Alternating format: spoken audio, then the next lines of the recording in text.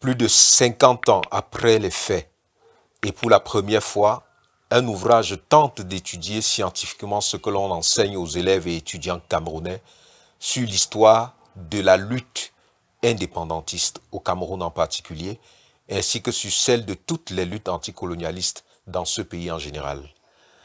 C'est ce qu'on peut lire à la 4e de couverture du texte du docteur Étienne Seignou intitulé « Le nationalisme camerounais dans les programmes Emmanuel d'histoire ». Bonjour docteur. Bonjour. Nous avons eu l'opportunité de vous avoir dans un échange au sujet de votre ouvrage « Le nationalisme camerounais dans les programmes Emmanuel d'histoire ». Et dans le titre, il y a quand même le concept de nationalisme avec l'inclinaison qu'il peut avoir dans un contexte mondialisé fortement où la question de nationalisme semble de plus en plus mise entre parenthèses. On peut discuter de ce fait ou pas, mais c'est la réalité de ce que nous vivons dans le monde contemporain que nous traversons. Qu'est-ce que ça vous fait, cet état de choses? De savoir que ce qui a trait au nationalisme, le terme, on a davantage quand même peur de l'utiliser parce qu'on nous donne l'impression qu'il est exclusif, même si certains peuvent ne pas l'utiliser verbalement, mais le pratiquer. Oui, oui, oui. Oui, merci déjà de cette opportunité que vous me donnez d'expliquer le contenu de mon ouvrage, afin d'apporter un certain nombre d'éclairages, de précisions pour ceux qui seraient intéressés à l'acheter pour lire. Donc, effectivement, le concept de nationalisme dans le monde contemporain de nos jours peut apparaître comme un concept suranné. Et effectivement, dans l'ouvrage, il s'agit d'une nationalisme camerounais d'une certaine période, notamment de la période des premiers contacts des Camerounais avec les commerçants européens après la fin de l'esclavage, qui venaient ici faire le commerce légal après l'abolition de la traite négrière. Donc jusqu'à la mort d'Ernest Ouandji en 1971. Donc il s'agit un peu d'un nationalisme d'époque, pas d'aujourd'hui, de cette époque-là. Entendu comme l'ouvrage définit, ensemble des événements et des acteurs qui traduisent la lutte des Camerounais contre la domination étrangère. Donc cette définition-là permet donc de balayer un certain nombre d'objections qu'on peut élever sur le concept de nationalisme, parce qu'on peut dire qu'aujourd'hui on est déjà indépendant, donc on a chassé l'envahisseur, mais sauf que il va y avoir un rebond. On va se rendre compte que les indépendances ont été un peu truquées, ont été un peu confisquées. Et il y a de nouveaux nationalismes qui apparaissent en Afrique. Vous voyez au Mali, vous voyez en Côte d'Ivoire, vous voyez en Libye, tout ce qui s'est passé, tous ces territoires qui essayent de s'émanciper de l'ex-puissance coloniale, c'est le nationalisme. Parce que les Africains se sont rendus compte que la domination étrangère n'a pas cessé à l'indépendance. Oui. Et que secrètement, l'ex-puissance a continué à contrôler ses anciennes colonies à travers la coopération. Voilà. Et l'ouvrage que vous proposez au public camerounais et africain, c'est certainement de leur proposer d'introduire les disciplines ou bien les faits de nationalistes dans les programmes scolaires. Oui, c'est-à-dire comment ces événements-là, des premiers contacts des Européens jusqu'à la mort d'Ernest Ouandji, comment s'enseigner à l'école aux enfants? Quelle est la place qui est accordée à ce fait historique, à ce passé nationaliste-là, voilà, aux enfants, en termes de proportion, de représentativité quantitative, sur le plan quantitatif, en termes sur le plan qualitatif, quels sont les mots utilisés, quels sont les termes appréciatifs ou dépréciatifs, quels sont voilà, le vocabulaire qui est employé pour taxer ce passé et parler de ça. Voilà. Et votre enquête vous donne quoi? Les résultats parlent d'eux-mêmes. Hein. Il y a une très faible représentativité sur le plan quantitatif. Autour de 1,81% par exemple au secondaire, le taux de représentativité des événements liés au nationalisme camerounais dans les enseignements. Donc ça, ce n'est qu'un exemple. Mais au primaire, c'est un peu plus représentatif parce que c'est 9,5%. Mais au secondaire, 1,81%. Et puis au supérieur, dans les 1,5% de taux de représentativité. Mais après, la vraie question, c'est que si vous enseignez, est-ce qu'un cerveau de moins de 11 ans peut comprendre une question nationaliste? Parce que la grande proportion que vous avez, c'est au primaire. Oui. Qu'est-ce que vous y pensez? Bon, tout à fait, l'ouvrage essaie d'expliquer ce paradoxe que comment c'est plutôt au primaire qu'il y a plus de représentativité Oui. et pas au supérieur. C'est un peu paradoxal. Le moment où l'enfant a l'esprit de compréhension, on peut dire ça analyser les choses qu'il voit, qu'il lit. C'est là que c'est pas enseigné, le taux de représentativité baisse. Ça s'explique. Parce que au primaire, les enfants récitent plus. Ils comprennent pas ce qu'ils disent. Tout ce qu'ils récitent, ils répliquent de façon automatique tout ce qu'ils apprennent. C'est la répétition. Donc on peut donc comprendre que tout ce qu'on leur enseigne, ça ne va pas contribuer à ce à constituer une identité historique et culturelle. Parce que c'est ça le but de l'enseignement de l'histoire. La constitution de l'identité historique et culturelle chez les enfants. Alors qu'au secondaire, maintenant, où l'enfant peut essayer d'appréhender ce qu'on lui enseigne, ce nombre de phénomènes qu'il observe, qu'il apprend dans son histoire, et s'est servi même de ce nombre de figures de l'histoire comme modèle, c'est là que c'est caché. Donc on peut soupçonner, et je dis soupçonner, parce que je ne peux pas parler avec certitude, on peut soupçonner que ça pourrait être fait exprès d'éloigner un peu les enfants de cet âge-là, de ces événements. Mais donc on peut aussi soupçonner que le fait de mettre une grande proportion, même si on dit grande, entre guillemets, cette proportion à l'école primaire, c'est pour donner peut-être un levier à l'enfant pour que par la suite, il se débrouille par lui-même. On peut aussi l'imaginer. Oui, on peut l'imaginer, mais sauf que l'éducation scolaire n'a pas pour mission de laisser l'enfant faire les recherches. Dans le primaire et le secondaire, l'enfant ne fait pas les recherches. L'apprenant ne fait pas les recherches. L'apprenant reçoit ce qu'on lui donne. Ce n'est qu'à titre exceptionnel ou pas des que des élèves de façon exceptionnelle. Dans une classe, vous pouvez voir peut-être un ou deux élèves qui font les recherches personnelles en dehors de ce que l'enseignant leur donne. Et même sur le plan des textes, ce n'est pas prévu que c'est à l'université que l'étudiant doit faire les recherches. Après de 75%, il doit faire les recherches, il va se battre. Puisque dans le système LMD, j'apprends que l'enseignant donne, je crois, 30% et l'étudiant 70%, il fait les recherches. Donc c'est un peu ça, mais au primaire, au secondaire. Et c'est pour ça qu'au niveau du primaire et du secondaire, le contrôle des contenus appartient à l'État. C'est l'État central qui définit le contenu. Parce que c'est la phase de l'évolution de l'enfant où on observe, où la définition de son identité est déterminante. Parce que quand il sort du secondaire, tout ce qu'il a reçu de là, c'est ça qui va déterminer sa personnalité future, sur le plan cognitif, sur le plan comportemental. Vous pensez que c'est sciemment fait? C'est-à-dire que le fait de ne pas garder ou bien mettre dans nos programmes scolaires suffisamment ces questions nationalistes-là, est-ce que vous pensez que c'est sciemment fait? On peut le dire et avec presque une certitude, parce que l'histoire, je vous l'ai dit, ce n'est pas une discipline comme les autres. Voilà pourquoi l'État a le contrôle absolu sur les contenus. Et bon, c'est vrai que je n'ai pas demandé aux autorités. C'est des choses qu'on ne peut pas dire. On peut seulement faire des déductions. Des hypothèses, c'est-à-dire soupçonner, analyser et faire des déductions. Pour les raisons, par exemple, pourquoi, mais supposons que ce soit fait exprès, pourquoi c'est fait exprès, c'est l'histoire du Cameroun qui peut expliquer ça.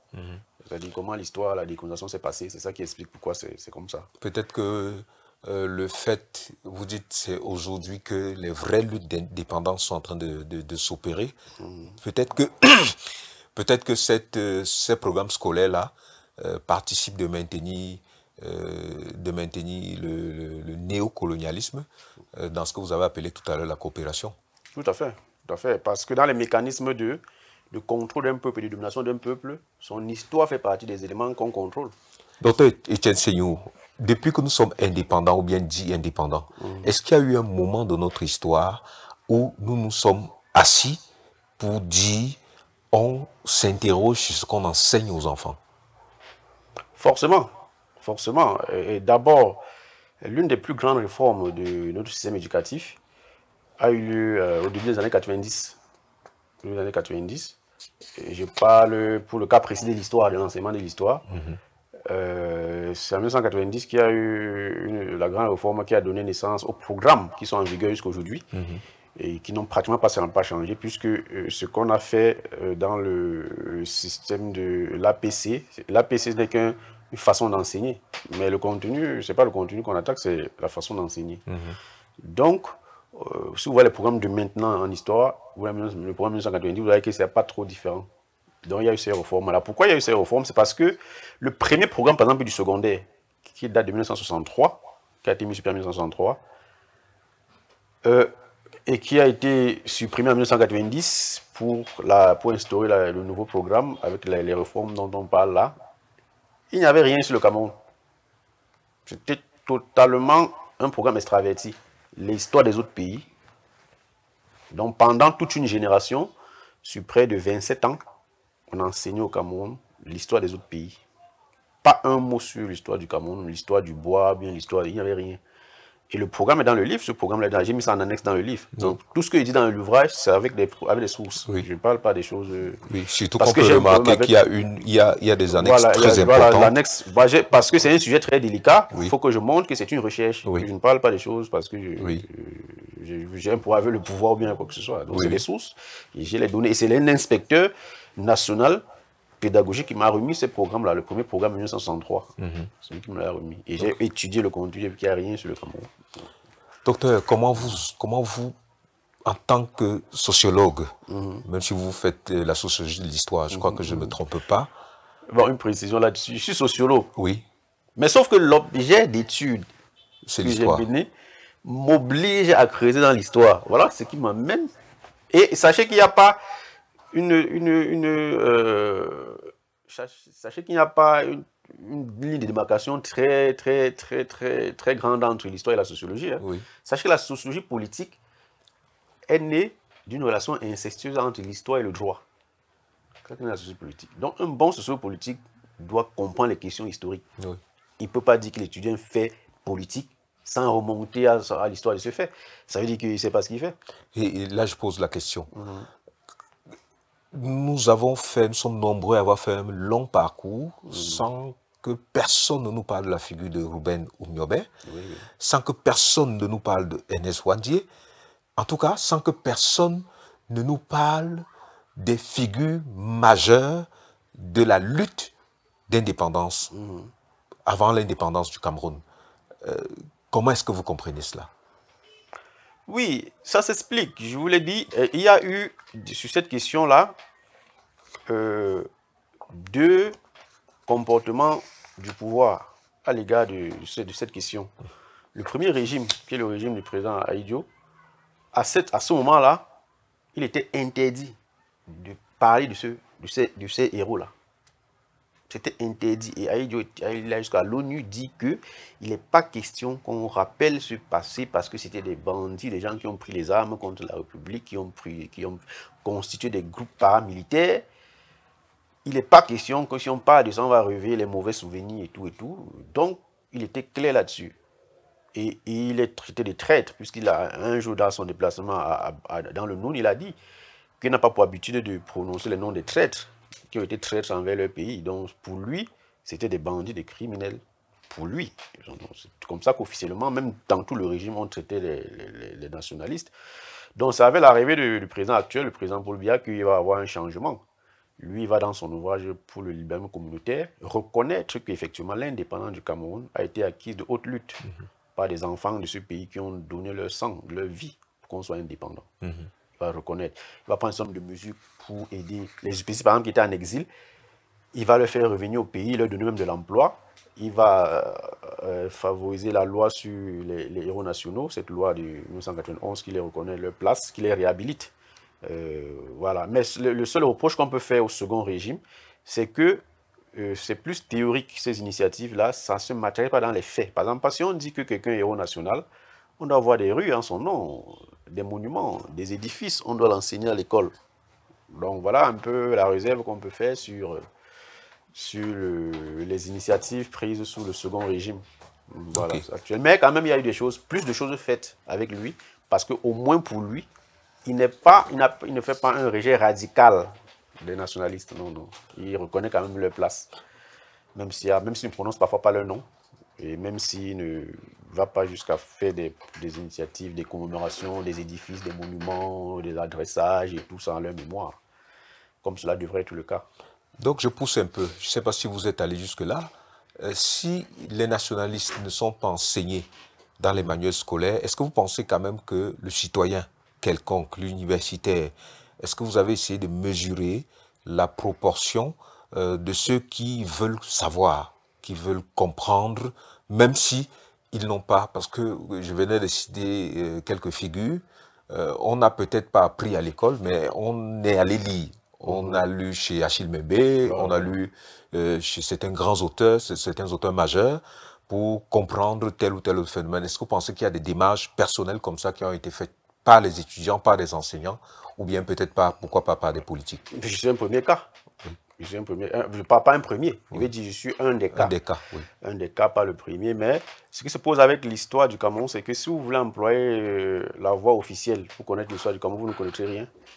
Parce que il n'y a rien. Il y a rien là. Bon, pas rien. Il y a quand même des choses, mais en profondeur, il faut connaître l'histoire en profondeur. Vous allez passer par les voies clandestines. C'est-à-dire acheter un ouvrage, par exemple, d'un Achille Mbembe, d'un Richard Joseph, voilà, des grands auteurs d'un Mongo Betsi. Oui. C'est par là que vous allez connaître. Mais si vous achetez par exemple le livre, parce que le manuel scolaire contient la version officielle, l'histoire officielle. Si vous achetez un ouvrage, par exemple, sur le célébration des cinquantenaires, où on parle un peu de l'histoire du Cameroun, c'est la version officielle. Mais si vous prenez cette version-là, si vous allez au Musée national, vous allez voir des trucs sur l'histoire du Cameroun, du point de vue de l'État, vous ne connaissez pas grand-chose. Vous ne connaissez pas grand-chose parce que c'est la version officielle. Et forcément, la version officielle. Ce n'est pas seulement l'affaire du Cameroun. Hein. Bon, il faut préciser ça bien. L'attitude de l'État du Cameroun à l'égard de ce passé-là, ce n'est pas propre à l'État du Cameroun. Exceptionnel, oui. Non, non. Tous les pays du monde ont un problème, qui ont connu des traumatismes dans le passé, gèrent la mémoire, ce passé-là, de façon sélective. La mémoire officielle est toujours sélective, en fonction de l'idéologie de l'État. Je vous prends l'exemple de la Chine. Aujourd'hui, en Chine, Mao est vénéré comme un dieu. Il est donc hors de question pour les autorités chinoises que un seul mot soit dit de façon négative sur Mao. Voilà pourquoi, par exemple, on ne va pas célébrer l'anniversaire de la révolution culturelle, par exemple. Les morts qu'il y a eu, les gens qui Mao a commis assez de crimes. Mais il n'est pas question que l'État officiel, par exemple, aborde ce passé-là. Voilà, on sélectionne. Vous avez tout à fait raison. Voilà. On célèbre De Gaulle en France. Voilà. Ce n'est pas sûr que les Africains regardent De Gaulle de la même manière. Voilà, vous avez tout à fait raison. Donc le dire, ce n'est pas que j'ai un problème avec l'État du Cameroun, c'est que c'est tout pays a ce problème avec ça. Vous avez aux États-Unis la même chose. Même en France dont vous parlez là. La Révolution française n'est pas vue de la même manière. J'ai lu ça quelque part. C'est pas l'État français a un problème, cherche un peu à occulter la version révolutionnaire de la révolution. Comment les gens, voilà, vous voyez, on ne parle pas beaucoup de ça du point de vue officiel. Voilà, parce que c'est ça qui a ébranlé le régime. À la page 181, vous parlez de la reproduction sociale d'une jeunesse camerounaise aliénée. Expliquez-nous, s'il vous plaît. Oui, une jeunesse aliénée, cela signifie une jeunesse qui a perdu son identité. Parce que l'aliénation, c'est quoi? L'aliénation, c'est quelqu'un qui a une identité autre que la sienne. Nous parlons du français, nous faisons tout comme les Européens. Ça, c'est l'aliénation. Or, c'est-à-dire la dépersonnalisation en sociologie, l'aliénation culturelle, c'est ça. C'est-à-dire tu es autre que ce que tu dois être. Tu as une identité autre. Tu connais plus l'histoire des autres pays que l'histoire de ton propre pays. Ce qui n'est pas normal. Donc moi-même en faisant cet ouvrage, c'est là que j'ai appris l'histoire de mon pays. Si je n'ai pas fait ça, c'est que je suis autant ignorant que les autres. Et d'après une étude, c'est une précision que j'ai faite dans ma thèse, j'ai fait un petit sondage. Il dit que 95% des Camerounais interrogés veulent connaître l'histoire du Cameroun.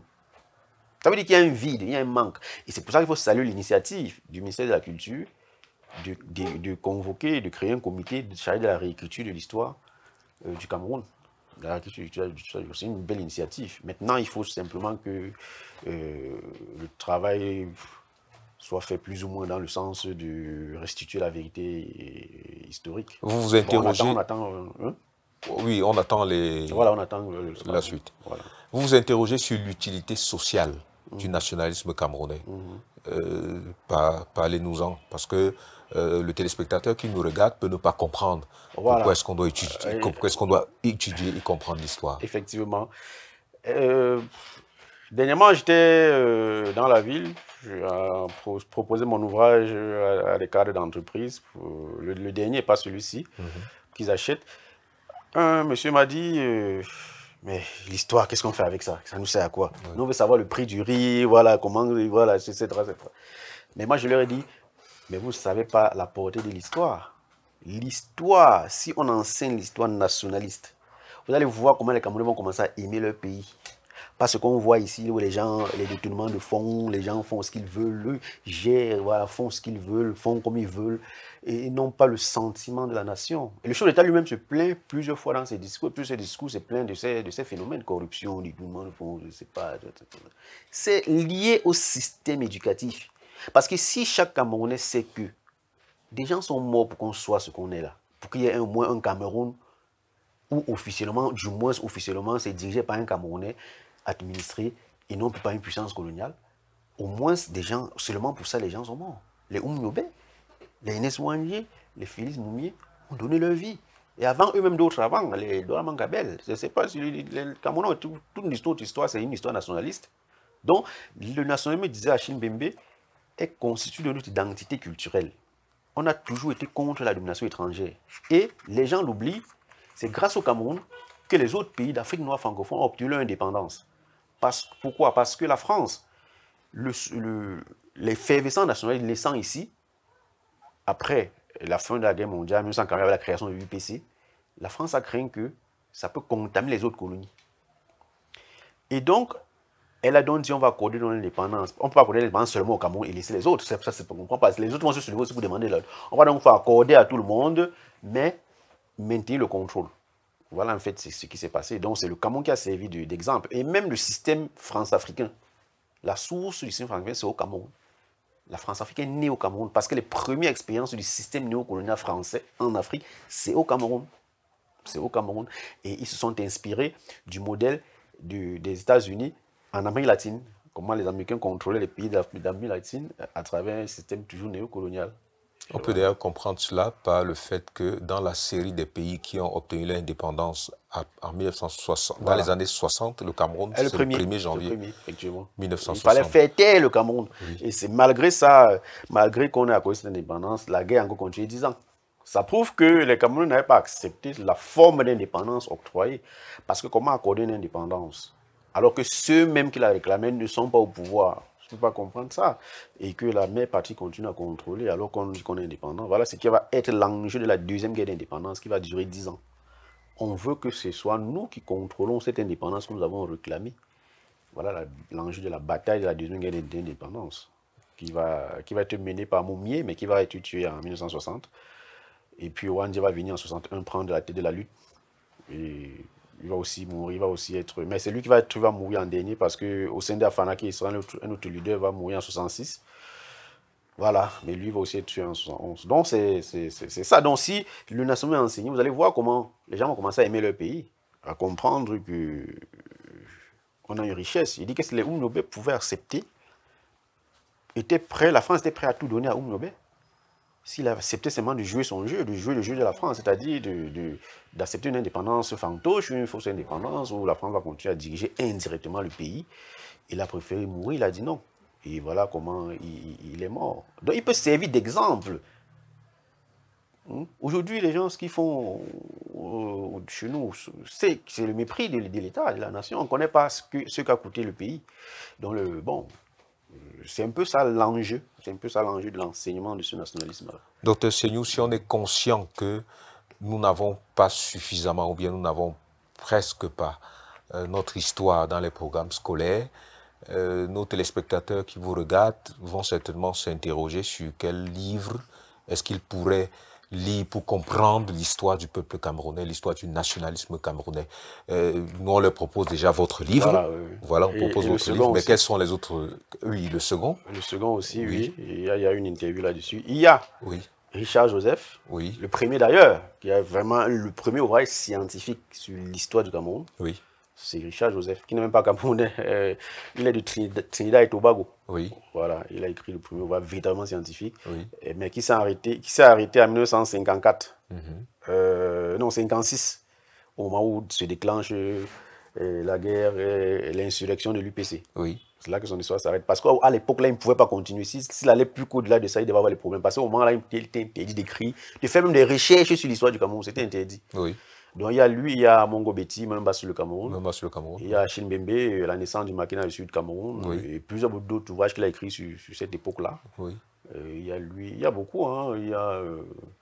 Jacob Tatitsa avec le Oui, dernier il y a, ouvrage. voilà, il y a Deltombe, Thomas Deltombe, oui. voilà. Il y a beaucoup. Et récemment, il y a encore un que j'ai vu là. Donc il y a assez. Une vingtaine d'ouvrages typiquement sur l'histoire nationaliste du Cameroun. La lecture qu'on peut en faire, c'est que parfois nos politiques ne sont pas conscients que l'enseignement du nationalisme dans les programmes scolaires permet aux citoyens d'être plus rentables, c'est-à-dire plus engagés dans la construction même de la République. Tout à fait. Et on pense qu'en leur cachant l'histoire, on parvient à leur faire taire. Pourtant, dans la nouvelle économie, dans les nouvelles idéologies politiques, c'est la productivité qui donne de la puissance aux États. Tout à fait. Donc, en limitant l'individu, on limite forcément la puissance de l'État. Un dernier mot pour en sortir à ce sujet.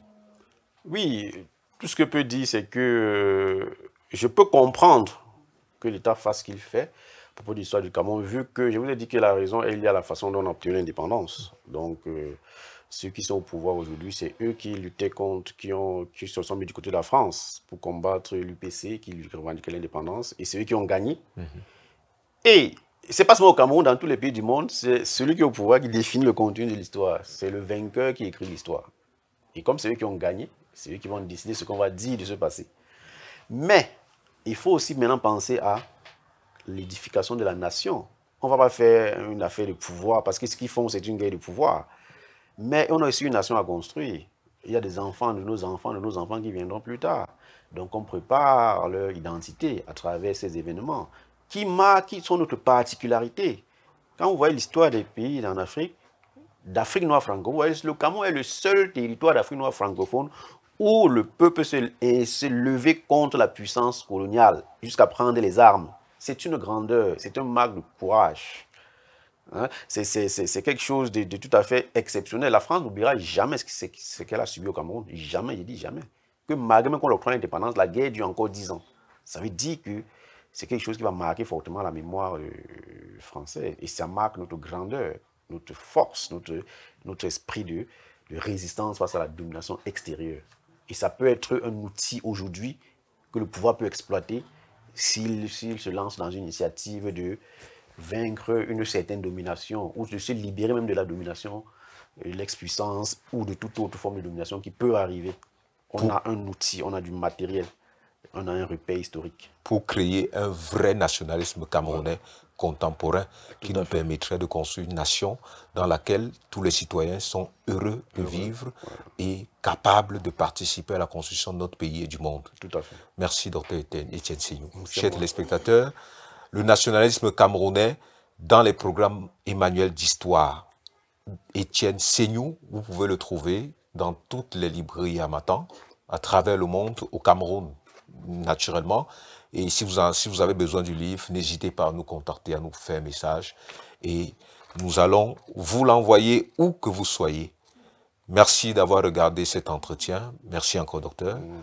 Et à très bientôt sur Africa TV. Surtout, n'oubliez pas de vous abonner.